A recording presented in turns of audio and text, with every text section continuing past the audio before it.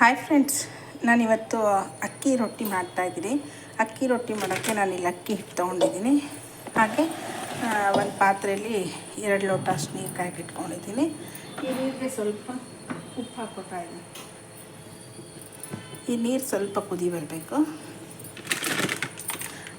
ಅಷ್ಟೊತ್ತಿಗೆ ಈ ರಾತ್ರಿ ಏನಾದರೂ ಅನ್ನ ಮಿಕ್ಕಿರುತ್ತಲ್ವ, ಅನ್ನನ ಒಂದು ಸ್ವಲ್ಪ ಮಿಕ್ಸಿ ಮಾಡ್ಕೋಬೇಕು.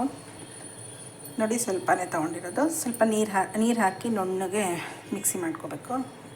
ನೀರು ಕುದಿಯುವಾಗ ಈ ಏನು ಅನ್ನ ರುಬ್ಬಿಟ್ಕೊಂಡಿದ್ದೀವಲ್ಲ ಅದನ್ನು ಹಾಕ್ಕೋಬೇಕು.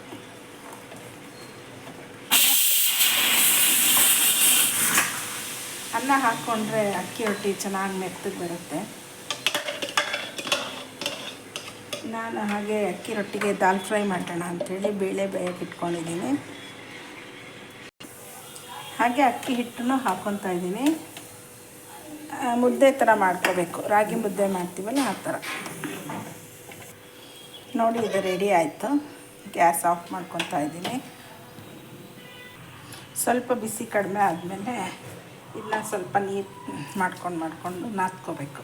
ನಮಗೇನಾದ್ರು ಹಿಟ್ಟು ಮೆತ್ತಗಾಯಿತು ಅಂತಂದರೆ ಮತ್ತೆ ಹಿಟ್ಟು ಹಾಕ್ಕೋಬೋದು, ಇಲ್ಲ ಕರೆಕ್ಟ್ ಇದೆ ಅಂತಂದರೆ ಹಾಗೆ ಮಾಡ್ಕೋಬೋದು. ಸ್ವಲ್ಪ ಬಿಸಿ ಇರುತ್ತೆ, ತುಂಬ ಆರಬೇಕಿತ್ತು ಸ್ವಲ್ಪ. ನೋಡಿ, ಈ ಥರ ಹಿಟ್ಟು ರೆಡಿ ಮಾಡ್ಕೊಂಡ್ಮೇಲೆ ಈ ಥರ ಒಂದು ರೋಲ್ ತೊಗೊಂಡಿದ್ದೀನಿ. ಇದನ್ನು ನಾನಿಲ್ಲಿ ಹೋಳಿಗೆ ಶೀಟ್ ಮೇಲೆ ಸ್ವಲ್ಪ ಎಣ್ಣೆ ಹಾಕ್ಕೊಂಡು ಕೈಯಲ್ಲೇ ತಕ್ಕೊತಾ ಇದ್ದೀನಿ. ಒಂಚೂರು ಎಣ್ಣೆ ಬೇಕಾದ್ರೆ ಸವರ್ಕೊಂಡು ಕೈಯಲ್ಲೇ ಅಗಲ ಮಾಡ್ಕೊತಾ ಇದ್ದೀನಿ.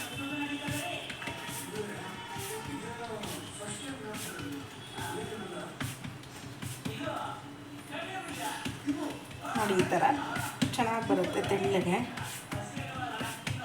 ಚೆನ್ನಾಗಿ ರೊಟ್ಟಿ ತಿನ್ನೋಕ್ಕೊಂಥರ ಚೆನ್ನಾಗಿರುತ್ತೆ. ದಾಲ್ ಜೊತೆ ಮತ್ತು ಬದನೆಕಾಯಿ ಎಣ್ಗಾಯಿ ಜೊತೆ ಕಾಂಬಿನೇಷನ್ ಚೆನ್ನಾಗಿರುತ್ತೆ.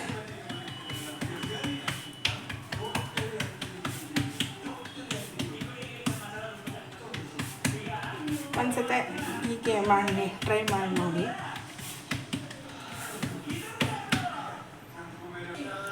ಹಂಚ್ಗೆ ಹಾಕಿಟ್ಕೊಂಡಿದ್ದೀನಿ. ಈ ಥರ ಹಾಕ್ಕೊತಾ ಇದ್ದೀನಿ. ಇದಕ್ಕೆ ಎಣ್ಣೆ ಏನು ಹಾಕಲ್ಲ ನಾನು, ಹಾಗೆ ಸುಟ್ಕೊಳ್ಳೋದು.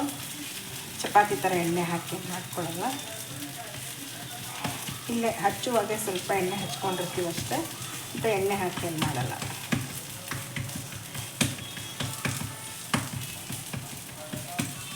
ತುಂಬ ಈಸಿ, ಬೇಗ ಆಗುತ್ತೆ, ಹೆಲ್ದಿ ಕೂಡ. ಅಕ್ಕಿ ರೊಟ್ಟಿ ದಾಲ್ ಫ್ರೈ ಸಿಂಪಲ್ಲಾಗಿ ಚೆನ್ನಾಗಾಗುತ್ತೆ. Thank you.